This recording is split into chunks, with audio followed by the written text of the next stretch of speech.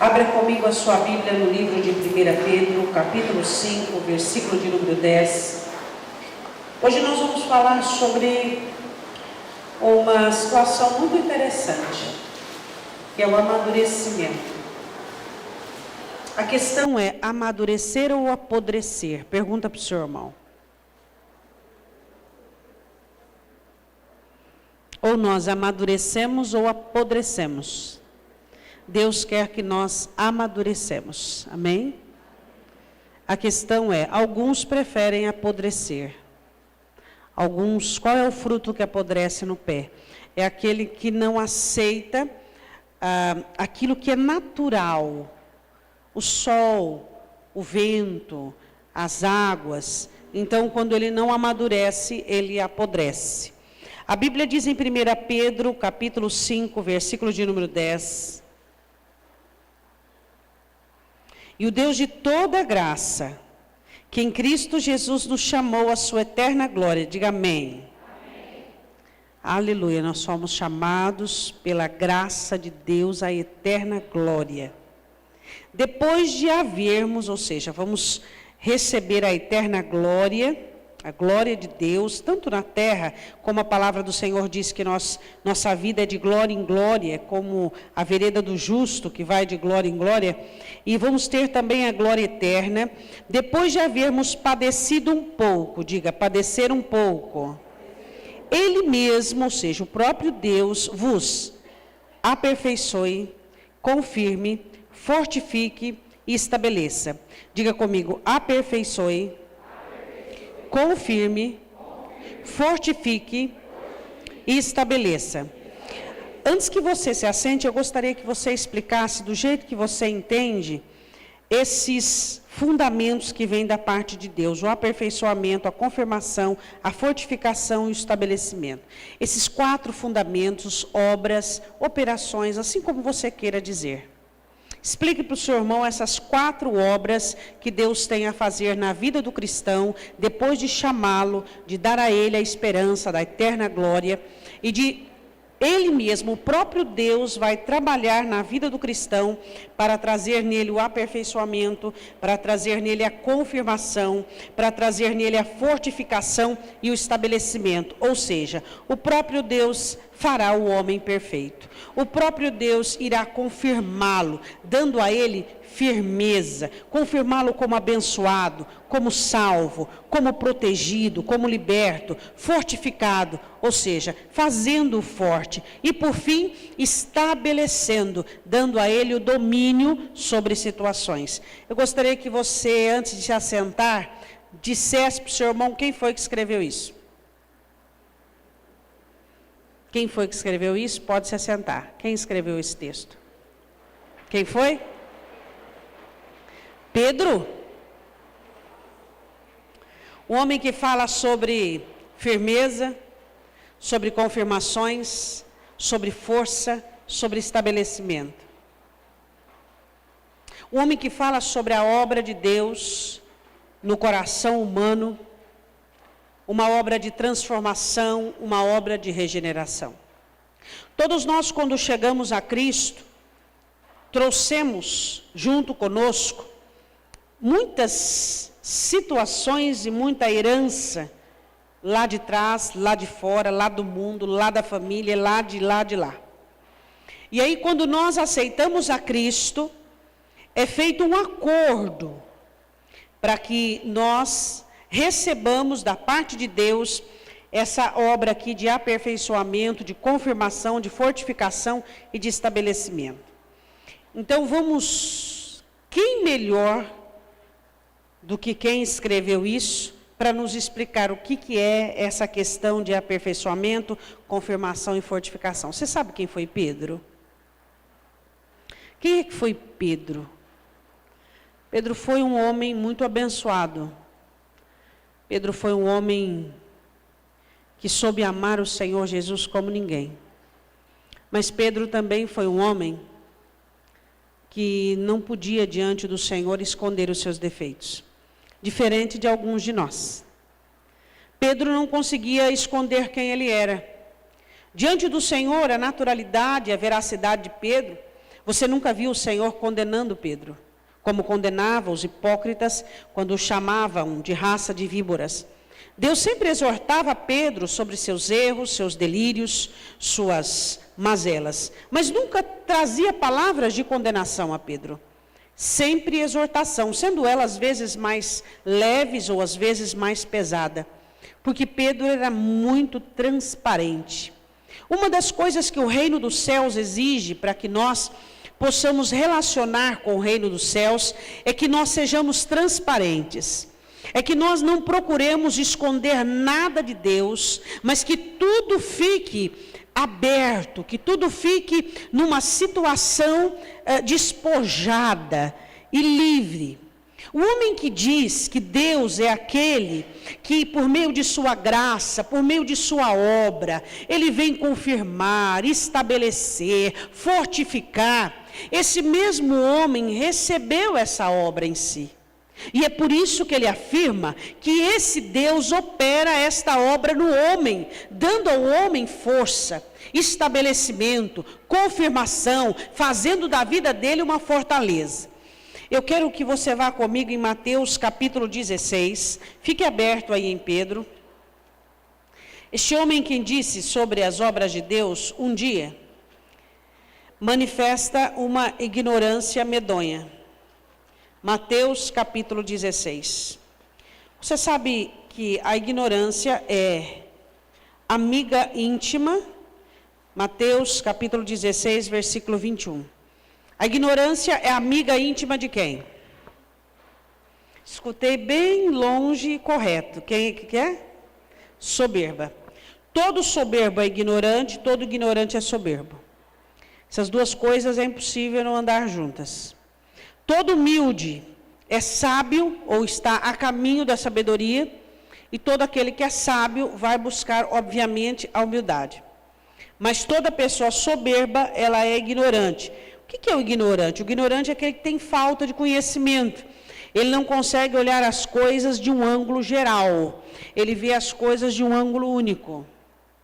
Jamais você pode olhar para algo ou para alguém ou para uma situação de um ângulo único. Todas as vezes, antes de você sofrer alguma concepção ou falar algo, você tem que ter um ângulo geral, para que você comente ou fale, ou se explique, ou se exponha. Um dia Jesus fala para Pedro, para os seus discípulos, sobre a morte dele, sobre como ele iria morrer, sobre o sacrifício, sobre a necessidade dele ser morto. Vamos ver em Mateus 16, 21. Desde então, começou Jesus a mostrar aos seus discípulos que convinha ir a Jerusalém e padecer muitas coisas dos anciãos e dos principais dos sacerdotes e dos escribas, e ser morto e ressuscitar ao terceiro dia. Então Jesus começa a explanar e a falar sobre as Escrituras. Nada que um bom judeu não soubesse, nada que um bom judeu não pudesse aliar o conhecimento que estava recebendo com aquilo que já tinha lido nas Escrituras. Mas sabe o que acontece? Um pouquinho acima ele recebeu um elogio, diga comigo, elogio. Quando o cristão, ele começa a achar que pode, achar que está dentro, que está acertando todas, que está bem na fita, mesmo que ele não seja ignorante, mesmo que ele tenha conhecimento de causa, parece que dá um blackout nele. Ele fica como que ignorante. Ele age como um, ele pensa como um, ele sofre um surto e a síndrome do elogio. Um pouquinho acima, Jesus olha para ele e diz assim: Pedro, não tu revelou a carne e o sangue, mas meu Pai que está dos céus. Ou seja, ele diz: tu és o Cristo, Filho do Deus vivo.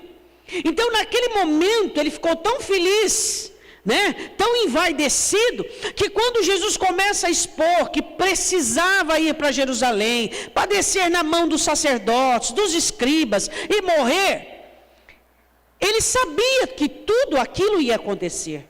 O judeu, ele tinha toda a interação com o Antigo Testamento, só que por um momento, ele saiu de si, ele perdeu o conhecimento.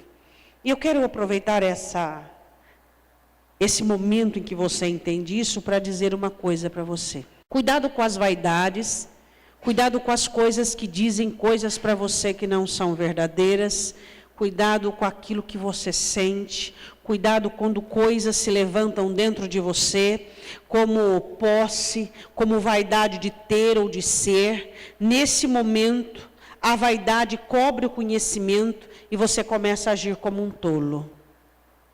É assim que o diabo consegue ludibriar muitas pessoas. É assim que Satanás consegue fazer com que muitas pessoas que vivem aos pés de Jesus, que comem à mesa do Senhor, cometam erros fatídicos em sua vida. Muito cuidado com aquela sensação correto, certo, inabalável, cheio de si. Eu estou certo, eu estou bem, olha como a minha vida está boa.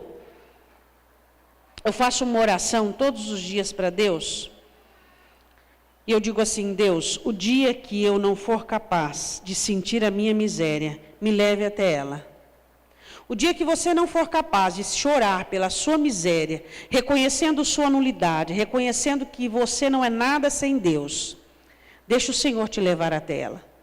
Por meio de uma situação, por meio de um problema, por meio de uma doença, seja o que for, você não pode se esquecer que você não é nada sem Deus. E que tudo aquilo que te cerca, e tudo aquilo que está sobre você, é pela eterna graça de Deus, é pela misericórdia, porque Deus é bom e nós não somos nada. Deus é bom e Ele opera em nós uma obra de aperfeiçoamento, por meio de não nos adequarmos à ignorância que há em nós.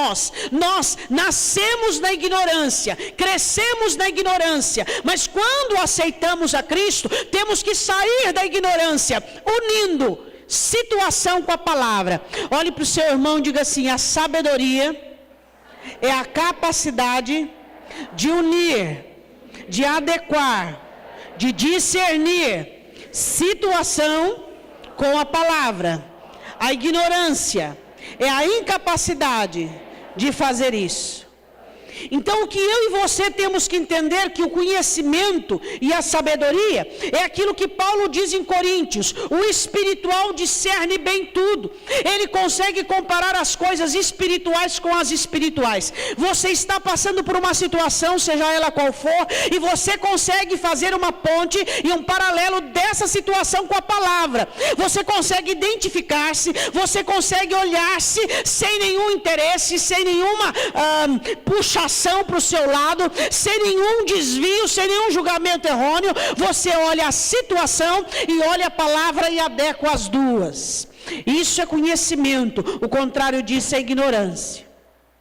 E aí o que acontece? Acontece que quando o crente, ele não consegue olhar para a situação, e ele não consegue acoplar isso à palavra, provavelmente ele se sente injustiçado, provavelmente ele se sente à mercê, e ele começa às vezes a se levantar, se posicionar erroneamente, em momento errado, em hora errada, do jeito errado. E aí, meu irmão, o diabo gosta. Pedro escuta Jesus falando sobre sua morte, e ele, como um bom judeu, sabia, de trás para frente, tudo.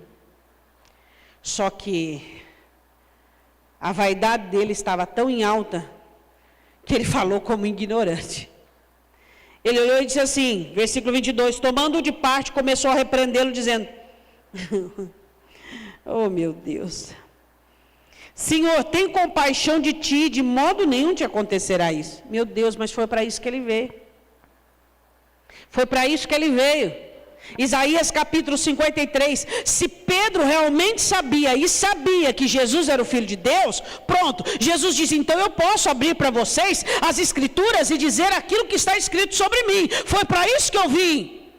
Mas ele olhou e disse assim: não, de jeito nenhum vai te acontecer isso. Olha, mas espera um pouquinho, você diz acima que eu sou o Cristo, todo judeu sabe que o Cristo viria para verter os pecados, para derramar o seu sangue e apagar os pecados da humanidade. E aí como é que faz? O que faz com Isaías 53, o que faz com Zacarias, o que faz com os outros profetas? Vaidade e ignorância são duas coisas que não se separam.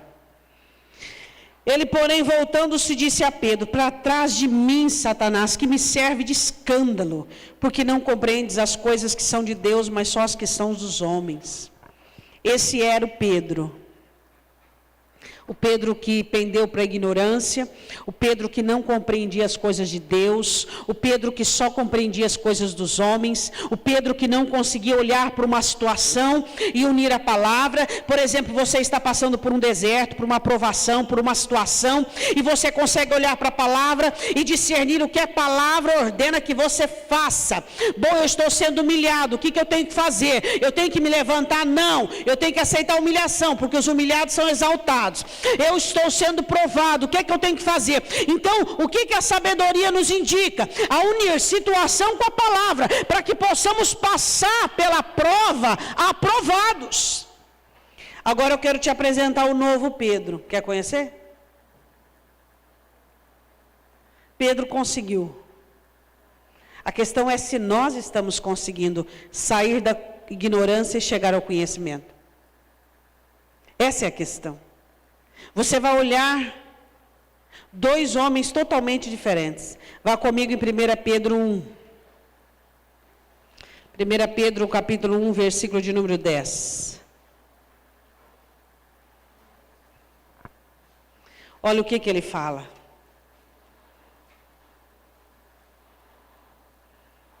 1 Pedro 1, 10. Da qual salvação, vou esperar você achar. Inquiriram e trataram cuidadosamente os profetas, que profetizaram da graça que vos foi dada. O que ele estava falando aqui? Do conhecimento que ele tinha, de todas as falas e profecias que foram dadas pelos profetas sobre Jesus Cristo. Ele diz assim: diligentemente os profetas falaram com muito cuidado sobre essa graça que nos foi dada, versículo 11, indagando, que tempo, os profetas ficavam indagando, que tempo ou que ocasião, versículo 11, de tempo, o Espírito de Cristo que estava neles indicava, anteriormente testificando, o sofrimento, diga glória a Deus. Não, eu quero que você leia isso aí, que você fala, oh, aleluia, olha a transformação de um homem.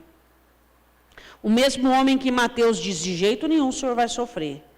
Agora você vê o novo Pedro dizendo, os profetas falavam do sofrimento que ele ia passar. Da ignorância para o conhecimento. Será que nós temos tido condições de passar dessa dispensação ignorante, onde não conseguimos compreender as coisas de Deus, onde não conseguimos entender os propósitos de Deus? Se não entendemos, pelo menos fiquemos de boca fechada. A Bíblia diz que até o tolo, quando se cala, se passa por esperto. Então a situação é, você olha em Mateus um Pedro, que conhecendo todo o judaísmo, sabia de todo o sofrimento que o Filho do Homem passaria. Mas um homem que pela vaidade, comportou-se como ignorante. Agora você vê, um Pedro que diz, indagando que tempo ou que ocasião, de tempo, o Espírito de Cristo que estava neles indicava anteriormente, testificando os sofrimentos que a Cristo haviam de vir, e a glória que se lhe havia de seguir. Diga glória a Deus. O mesmo Pedro, é o mesmo Pedro? Não, não é o mesmo Pedro. É um Pedro que aceitou mudar, que aceitou crescer, que reconheceu suas falhas, que reconheceu sua debilidade, que reconheceu sua nulidade. É um Pedro que entendeu que por mais que ele andasse com Cristo 3 anos e meio, que ele ainda não era convertido. É um Pedro que pôde entender a sua situação. E então, em sua sobriedade, ele pôde recobrar a sua consciência e assim dar ocasião a um estado de sabedoria e de conhecimento.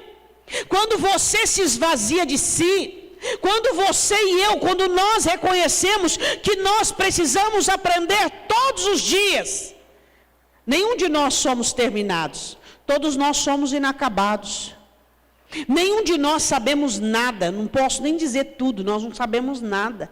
Todos os dias nós temos que estar diante do Senhor, dizendo: Senhor, me ensine a viver, me ensine a praticar a Tua palavra. Quando você ouve a palavra, o seu coração se abre e você diz: Senhor, me ensine a Tua palavra, me ensine a me adequar ao Teu Evangelho, para que eu não perca a minha alma. Me ensine a ser uma testemunha viva, no caso de agora. Senhor, me livre da ignorância, para que eu possa ter conhecimento, Pai, para que eu possa entender de coisas que não são concernentes aos homens, mas são concernentes ao Senhor, porque eu não sou mais um ser humano comum, eu sou um ser espiritual. O que acontece com um cristão que não entende as coisas de Deus e só dos homens? Acontece que ele vive recalcitrando contra os aguilhões de Deus. Deus manda andar, ele para. Deus manda parar, ele anda. Deus manda ele se humilhar, ele se exalta. Deus manda ele se levantar, ele se humilha. Por quê? Porque ele não conhece Deus. Ele não conhece as ordenanças de Deus. Ele não consegue andar. A Bíblia diz: andarão dois juntos se não estiverem de acordo. Se eu não tenho conhecimento de Deus, eu não vou conseguir dar a Ele no momento em que Ele espera que eu frutifique a frutificação necessária. Então não vai dar acordo, não vai dar liga, não vai dar certo. Aquele Pedro que você viu em Mateus não é o mesmo Pedro que escreve a epístola, dizendo que os profetas indagavam de quando é que o Espírito de Cristo viria fazer acontecer, onde Cristo sofreria para pagar pelos nossos pecados. Cuidado com a vaidade. Cuidado quando você se sente. Cuidado quando você teve um mau fundamento. Eu sempre digo que o fundamento do cristão é importantíssimo. O cristão tem que ter um fundamento, tem que ter uma raiz de reconhecimento que Deus é tudo na vida dele e que para respirar ele precisa de Deus, para comer, para beber, para dormir, para tudo ele precisa de Deus. É Deus, Deus, Deus e Deus. Essa é a situação. Então a vaidade que havia em Pedro impede que ele conheça as coisas de Deus. Então, dando brecha a Satanás. Quero falar agora em Lucas capítulo 22, sobre o engano. Lucas capítulo 22. Você conhece esse texto, mas vamos lê-los novamente, versículo 21, Lucas 22, 21 ao 34. Jesus, na hora da ceia, olha para Pedro e fala sobre uma situação espiritual, que ele estava correndo risco e perigo. Às vezes nós estamos andando, trabalhando, vivendo, nós não sabemos dos riscos que nós estamos correndo. Você acha que aquele que apostatou, um ano antes, achava que ia apostatar? Não. Você acha que aquele que desviou, um ano, 6 meses antes, ele achava que ele ia desviar-se? Você acha que aquele que adulterou, 1 ano, 2 anos antes, ele programava, ele dizia: um dia eu vou adulterar, eu vou ofender a Cristo, eu vou quase perder a minha família? Não. Mas o que acontece? Acontece que nós, como filhos de Deus, nós não programamos pecado. Não. Mas também não nos programamos para não pecar. Eu não programo pecado, você não programa pecado, nenhum de nós programamos falhar. Ou será que existe algum masoquista em nosso meio? Alguém que torce contra si mesmo? É claro que não, obviamente que não. Só que ao mesmo tempo onde nós não programamos falhar, nem pecar, nem ofender a Deus, nem colocar a nossa família ou a nossa vida numa situação perigosa, nós não nos programamos para não fazermos. E se nós não nos programamos para não fazermos, Satanás irá nos programar para fazermos.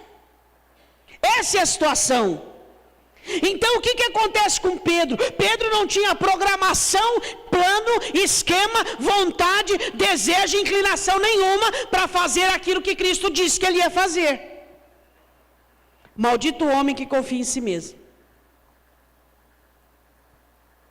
Maldito o homem que confia em si mesmo. Paulo diz: aquele que está de pé, Cuidado para que você não caia. Todos nós. Por isso que eu sempre digo que eu acho um absurdo quando um crente aponta o dedo para o outro. Por quê?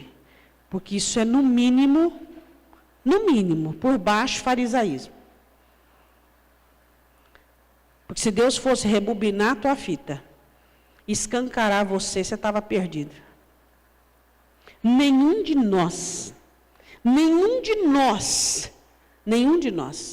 temos licença para apontarmos, para acusarmos ou para deliberarmos julgamento sobre nada. Só há um juiz. E ainda por enquanto ele é advogado. Ele ainda nem exerce o juízo. Então nenhum de nós podemos apontar, acusar. O que cabe a nós é o amor e o perdão. Quando Jesus fala para Pedro sobre os planos que Satanás tinha para ele, e depois fala daquilo que Pedro faria, Pedro se surpreende, porque naquele momento não era o que ele sentia, não era o que ele pensava, não é o que ele queria. E assim às vezes somos nós. Quando somos avisados pela palavra, quando somos corrigidos, quando somos redarguidos pela palavra, para que não caiamos em laços, engodos, nem no engano. A Bíblia diz em Lucas 22:31, disse também o Senhor: Simão, Simão, eis que Satanás vos pediu para vos andar como trigo, mas eu roguei por ti para que a tua fé não desfaleça. E tu, quando te converteres, confirma teus irmãos. Chamou ele de desconvertido, chamou ele de presa do diabo. Satanás pediu você, ele quer você. Queridinho de Satanás, desconvertido, sem fé, e assim por diante.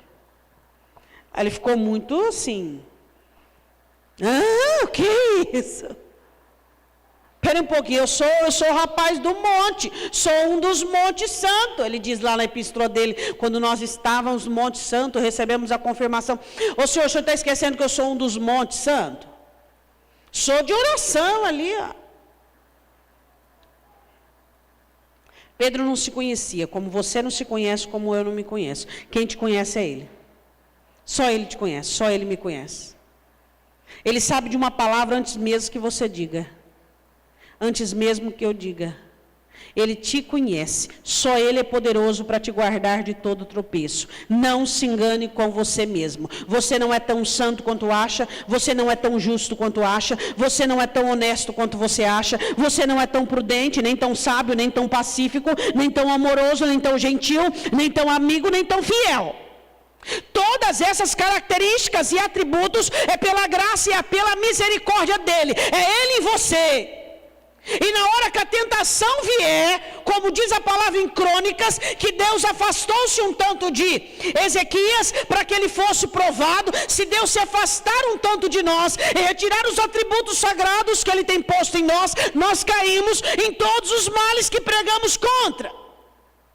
É a graça e a misericórdia de Deus que nos supre. Então enganoso é o coração do homem. Você não é, você tem de Deus. Você não é, você tem Deus, e é por isso que você manifesta. Nada é seu, por si mesmo você não conseguia frutificar.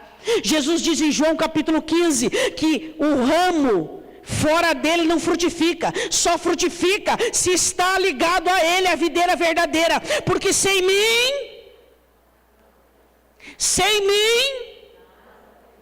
eu não posso, você não pode, nós não podemos nada. Tudo é por conta dele. Pedro se esquece disso.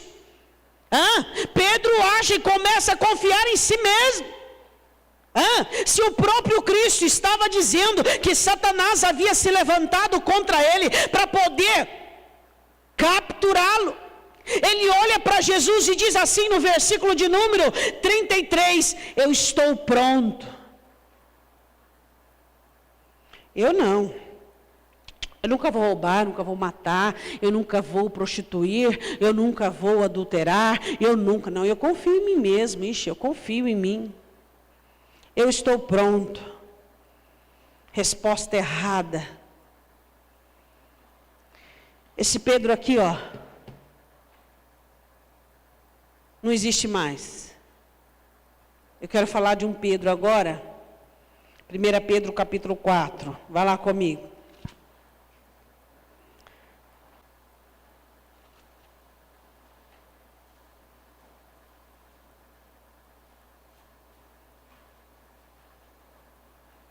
Primeira Pedro capítulo 4, versículo 12.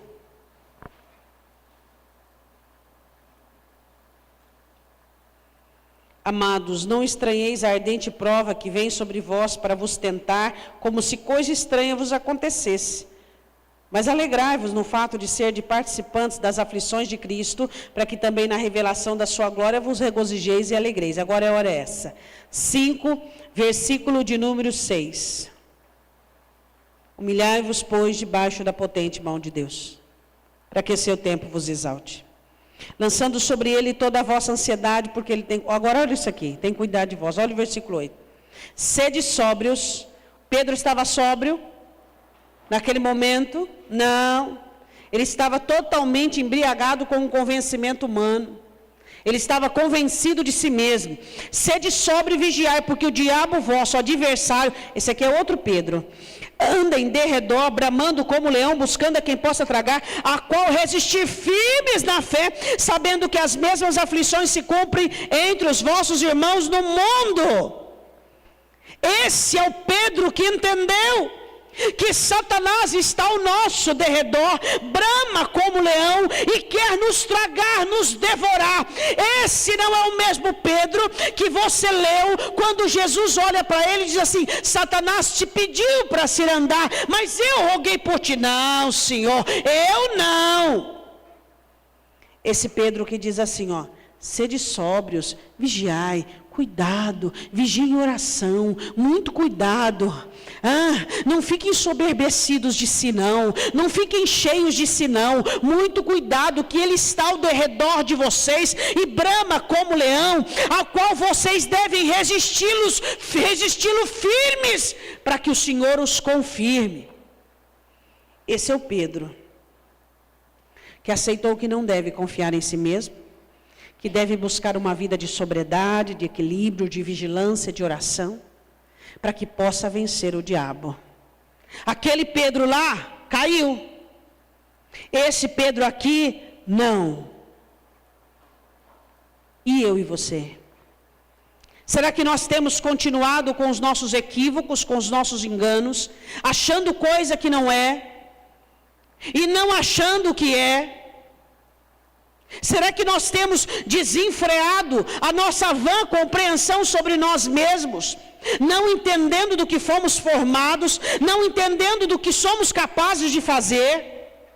Pedro achava que nunca ia ser capaz de fazer aquilo. Mas esse Pedro aqui não. Esse Pedro dizia: muito cuidado. Esse Pedro é o Pedro da experiência. O outro é o do engano. Sabe o que ajuda você a livrar-se do engano? Algumas experiências que você tem na vida. Por isso que é bom, quando nós passarmos por experiências, nós aderirmos todo o conhecimento que possamos retirar dela. Agora eu quero falar para você em Lucas capítulo 22, vai lá comigo, a queda de Pedro, a consequência por ele não ter confiado, não ter dado crédito. Lucas capítulo 22, a Bíblia diz assim que, versículo 54,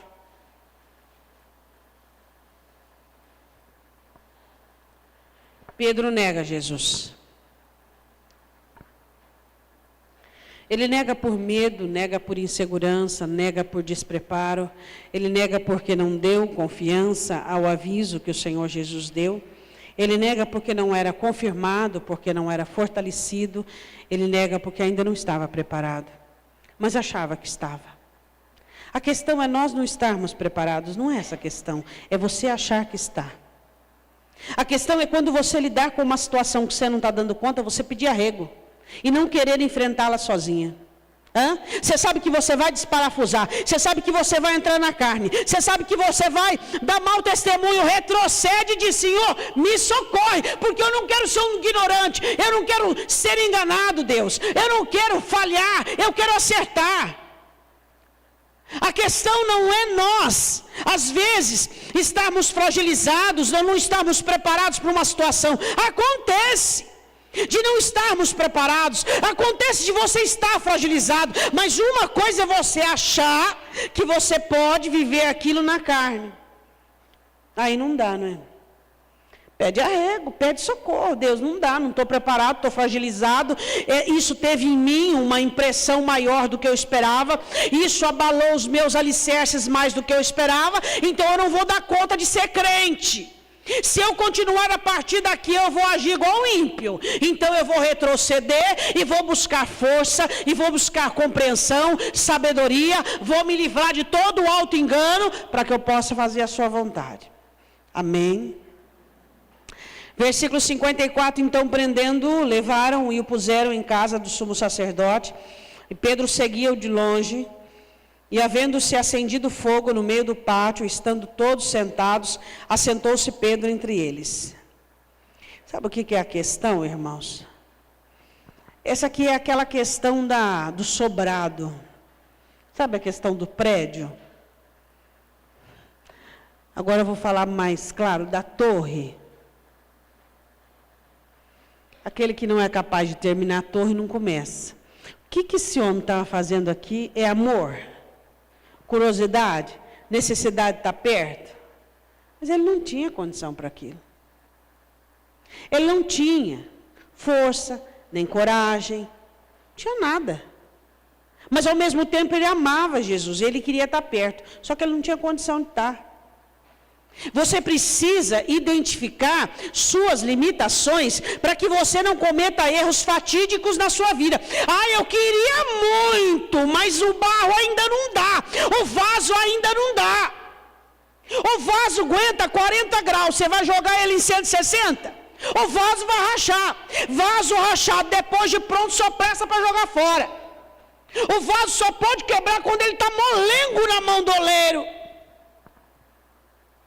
Se a situação é de 160 graus, e você se enche e acha, não, porque eu aguento enfrentar a situação, porque eu dou conta, porque eu tenho muita experiência com Deus, porque primeiro você já começou errado.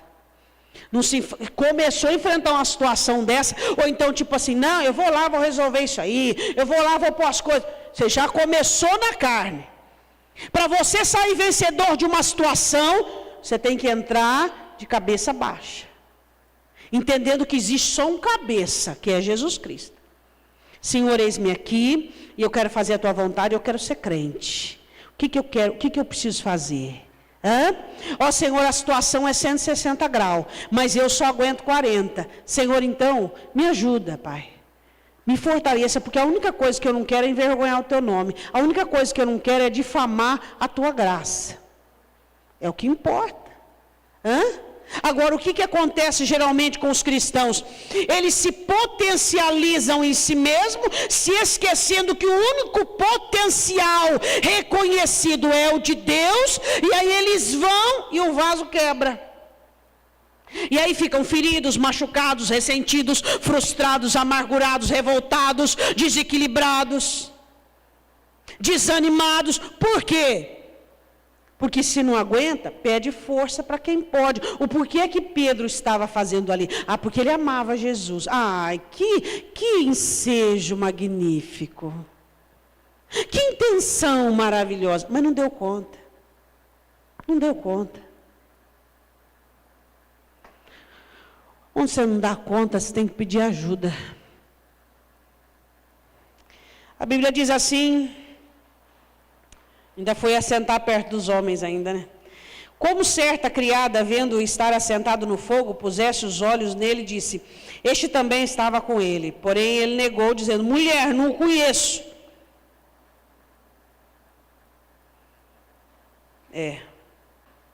Lá é o Pedro envaidecido. Você vai ver 3 Pedros aqui.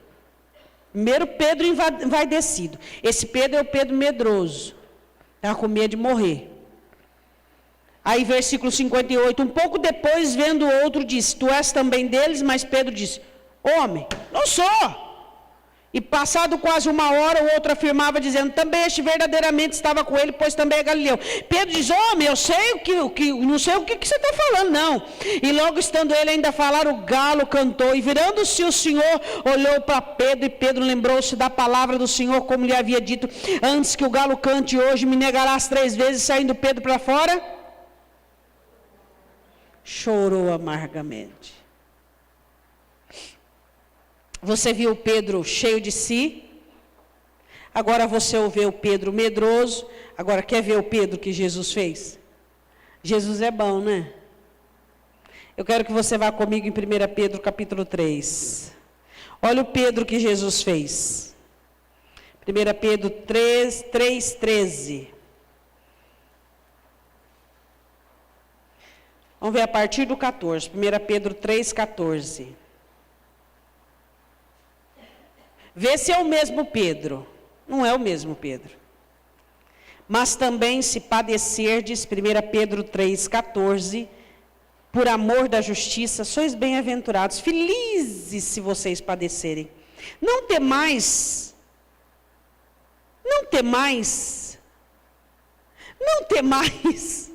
com medo deles, nem vos turbeis. Antes, santificai ao Senhor Deus em vossos corações, e estáis sempre preparados para responder com mansidão e temor a qualquer que vos pedir a razão da esperança que há em vós. Você é dele, sou. Você andou com ele, andei. Você o conhece, conheço. Tendo uma boa consciência, para que naquilo em que falam mal de vós, como de malfeitores, fiquem confundidos os que blasfemam do vosso bom porte em Cristo, porque melhor é que... É o mesmo Pedro, meu irmão? Se a vontade de Deus assim o quer, do que fazendo mal. Se Deus quer que você sofra fazendo bem, então sofra. Qual é o problema de você sofrer? Quem é você? Você não é aquele Pedro que disse, não, eu não sou, não conheço, eu não sei o que você está falando. Você que falou aquilo lá, que ficou com medo. Você está dizendo, não temais, não tenhais medo, não turbeis. Abra a tua boca e fala da esperança que existe em você. Não tenha medo. Porque se Deus quiser que você sofra, fazendo bem, qual é o problema você sofrer? Qual é o problema você morrer por amor a Cristo? É o mesmo Pedro?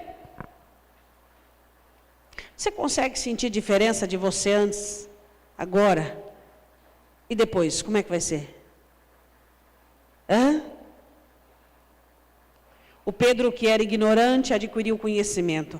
O Pedro que se enganava pela experiência, falava sobre vigilância. O Pedro que sofreu a consequência, hoje fala de coragem. E é isso que Deus quer para cada um de nós. Que você olhe para a semana passada e você consiga ver em você que existe diferença e mudança em você. Que você olhe para o mês passado e você diga assim, eu fico envergonhado do que eu fiz o mês passado. Eu vou até mais fundo e mais longe. Deus quer que você olhe para hoje ou para o ontem e você diga, Deus, eu me envergonho do que eu fiz ontem. Eu me envergonho do que eu fiz hoje. Me perdoe, Pai. Eu não quero ser esse. Eu quero ser aquele que é fundamentado, aperfeiçoado, confirmado, fortificado, estabelecido. É isso que eu quero para a minha vida. Eu quero a tua obra dentro de mim. Eu quero olhar para o passado. Eu quero que as pessoas olhem para mim e digam assim, você não é mais o mesmo. Você não é mais aquela pessoa. Quem é você? Aí você possa responder com esperança a razão viva que está e que mora dentro de você, que é Cristo Jesus, esperança da glória dentro dos nossos corações, porque a palavra do Senhor nos promete que aquele que está em Cristo, nova criatura é. As coisas velhas já se passaram, eis que tudo se fez novo. É isso, é essa a obra que Deus tem para a nossa vida. E ninguém pode olhar para você e julgar você, a não ser se você começar a ser o mesmo. Aí você vai encontrar acusadores, mas se você viver de glória em glória, não vai dar tempo de ninguém apontar seus defeitos, porque quando alguém despertar para apontar seus defeitos, você já está frutificando a glória, a graça, o favor recebido sobre a sua vida. Amém?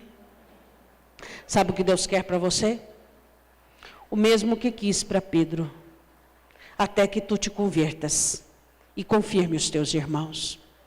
O que Deus quer para nós é que nós cresçamos e que a nossa vereda seja como a luz de uma aurora que vai brilhando, brilhando até ser dia perfeito. Você não pode aceitar entrar mês, sair mês, ser a mesma pessoa. Você não pode cometer os mesmos erros. Você não pode ser alguém que tropece na mesma situação. Para isso, você tem que sair da ignorância. Você não pode ter o auto-engano confiando em você. E você não pode viver de consequência. Existem pessoas que só aprendem na consequência. Nós não aprendemos na consequência. Nós aprendemos assentados na mesa do Senhor. Eu não preciso ter sofrimento na minha carne. Você não precisa de decepção para ser mais sábio. Como filho de Deus, você não precisa de sofrimento para se tornar alguém mais equilibrado, mais decente, mais amoroso. Você não precisa passar por vales e vales e vales para reconhecer que Deus é fonte. Irmãos, você não precisa mais de decepção. Você não precisa mais de decepção para aprender que não deve confiar em si mesmo. Você não precisa mais de amargura para saber que a amargura cria grilhões e desencadeia maldições sobre a sua vida. Nós precisamos começar a aprender como filhos de Deus, pela cartilha de Deus e não pela cartilha da vida, onde muitos ímpios também aprendem, porque são no mínimo inteligentes e espertos. Para que mais decepção? Para que mais frustração? Para que mais engano? Para que mais tristeza? Para que mais amargura? Já não chega. Será que nós não chegamos a um ponto de olharmos e dizermos, espera um pouquinho, eu já entendi que não é assim, que é dessa maneira.